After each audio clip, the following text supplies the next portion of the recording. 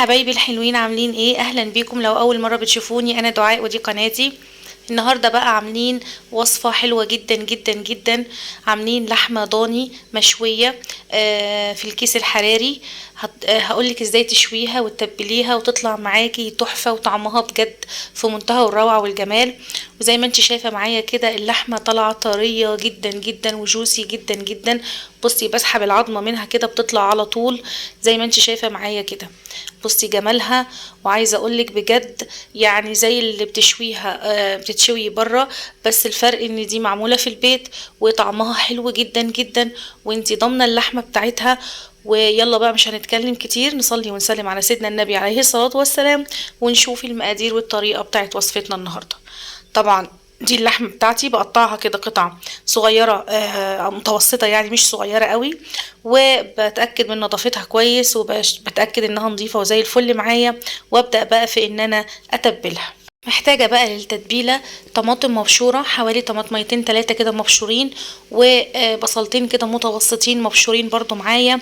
وعندي كمان معلقة صغيرة من الخل، وكمان معايا نص كوباية من الزيت. والتوابل بقى عبارة عن ملح طبعا، وعندي معلقة صغيرة من الفلفل الأسود، ونص معلقة من السبع بهارات، ونص معلقة من الكزبرة، ومعلقة من البابريكا.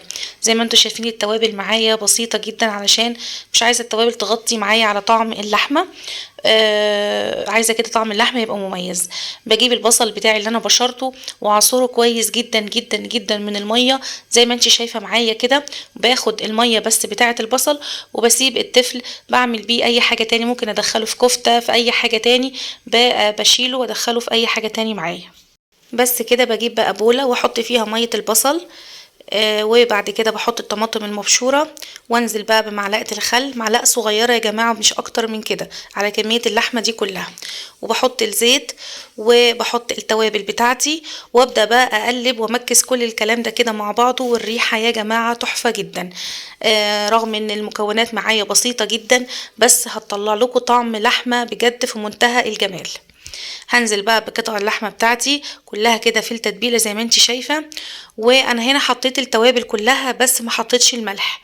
عايزاكي تركزي في النقطه دي كويس جدا، لان النقطه دي مهمه جدا. انا حطيت كل التوابل ما عدا الملح، لان الملح بيخلي اللحمه بتاعتي تشد شويه فتاخد وقت في السوى، وتبقى ممكن تنشف مني شويه. فبقى بتبلها واسيبها في التتبيله كده من ساعتين لتلاتة، ولو يوم كامل يبقى كمان احسن. لما باجي بقى خلاص هشويها وهدخلها الفرن زي ما انت شايفه معايا كده، حطيت لها الملح بتاعها. حطيت الملح كده وابدا بقى اقلب. انا سبتها يوم كامل، وتاني يوم بقى حطيت لها الملح وقلبت بقى الملح في اللحمه بالشكل ده، وكده مش بسيبها تاني، بشتغل فيها بقى على طول. هجيب الكيس الحراري بتاعي واحط فيه بقى اللحمه بتاعتي كلها، احطها كده جوه الكيس الحراري. واقفل عليه الكيس زي ما انت شايفه معايا كده. اللهم صل وسلم وبارك عليك يا سيدي يا حبيبي يا رسول الله. بس كده هحط بقى هنا حوالي كوبايتين كده من الميه في جوه الصينيه بتاعتي اللي انا حاطه جواها الكيس الحراري. وبعد كده هعمل كده فتحات كمان في الكيس بتاعي، علشان ما يفرقعش مني في الفرن وما يحصلش اي حاجه. بس كده ادخل بقى الكيس بتاعي او الصينيه بتاعتي يعني على فرن يكون مسخن مسبقا على درجه حراره متوسطه، واسيبها بقى من ساعتين لثلاث ساعات علشان تستوي براحتها. في الفرن كده اول نص ساعه بتبقى درجه الحراره عاليه، وبعد كده بقلل درجه الحراره واسيبها بقى تستوي براحتها لغايه ما تستوي وتتحمر معايا زي ما انت شايفه كده. هي انا اهو بفتح الكيس الحراري عشان اطلعها. طبعا خدي بالك وانت بتفتحي الكيس، لان البخار بيبقى طالع شديد جدا، فخدي بالك كويس. بفتح كده، طبعا البخار طالع سخن جدا. وزي ما انت شايفة هي مش محتاجة حتى ان انا احطها تحت الشواية ولا احمرها تاني ولا اي حاجة. لو ما استوت وما اخدتش معاكي لون، تقدري تفرديها كده على صينية وتحطيها تحت شواية البوتاجاز علشان تاخد لون. بس انا هنا عندي مش محتاجة، اخدت لون حلو جدا جدا واستوت وبقت حرفيا زبدة. بصي العظم اهو كمان اتفصل عندي تماما من اللحمة زي ما انت شايفة معايا كده. وعلى فكرة مش شرط تستخدمي لحمة ضاني، ممكن اي لحمة موجودة عندك، لحمة بتلو عادي هتتبليها نفس التتبيلة برضو وتتعاملي معاها بنفس الطريقة، هتطلع معاكي كمان يعني دايبة اكتر. بس علشان اللحمة البتلو ما بيبقاش فيها عظم كتير ممكن تسيبيها مدة اقل. بس كده بتطلع معاكي حرفيا زي ما انت شايفاها كده، خطيرة يا جماعة بجد، جربوها. وصفة مش بتاخد مجهود، لو انت مش عايزة تقفي في المطبخ كتير، يعني حرفيا بجد هتقفي 10 دقايق بس تجهزي البصل والطماطم الحاجات اللي هتتبلي بيها اللحمة في 10 دقايق بالظبط، وتتبلي اللحمة بتاعتك وبس كده وتسيبيها شوية. وبعد كده هتحطي لها الملح وتدخليها في الكيس الحراري وتدخليها الفرن. فيعني موضوع سهل جدا جدا جدا، مش هتقفي كتير في المطبخ. فلو في عزومة وهتعملي وصفات كتير دي منجزة جدا معاكي، هتدخليها الفرن وتشوفي بعد كده بقية الحاجات التانية اللي انت هتعمليها، فهتوفر معاكي كتير جدا في الوقت والمجهود.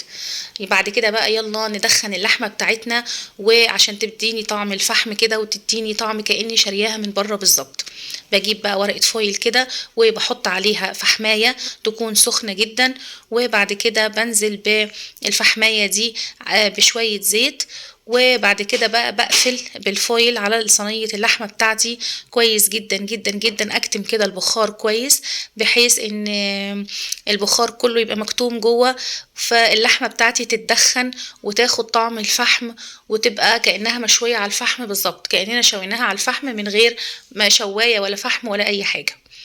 بس كده بكمرها كويس جدا جدا، وبعد كده بقى بروح شايلة الفويل من عليها، وعايزة اقولك بجد ريحتها كأنك جايباها من بره بالظبط.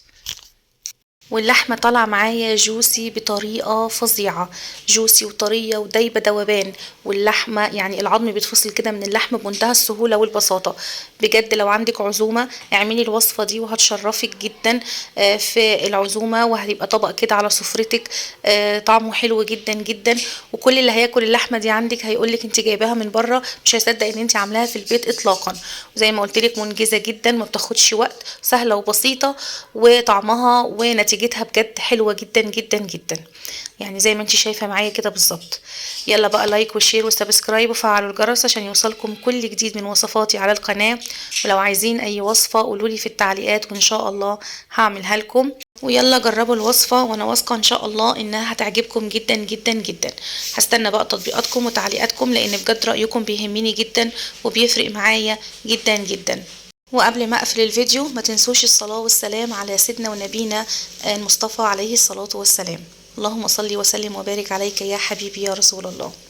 يلا باي يا حبايبي، باي باي، نتقابل في فيديوهات جاية كتير مع بعض ان شاء الله. يلا باي باي يا حبايبي.